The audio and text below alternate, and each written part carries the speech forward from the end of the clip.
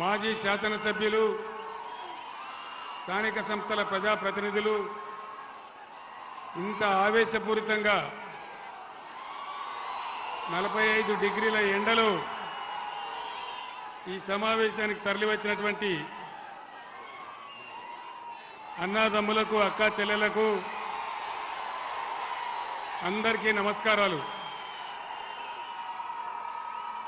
Parliament ఎన్నికలు జరుగుతున్న ఈ తరుణంలో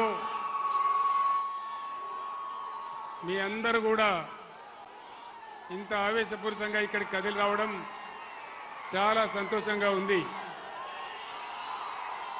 అయితే ఈరోజు ఎక్కువ టైం లేదు నాకు. ఎలక్షన్ కమిషన్ నా మీద నిషేధం పెట్టింది. మీరు ఒక 5 నిమిషాలు కామ్గా ఉంటే మనం సభ ముగించుకోవచ్చు.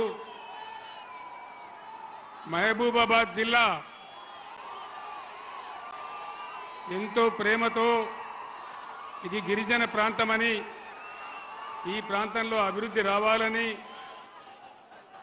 మనమందరం కూడా ఆలోచన చేసి రాష్ట్రంలో ఈ మారుమూల ప్రాంతంలో మనం మహబూబాబాద్ జిల్లా ఏర్పాటు చేసుకున్నాం.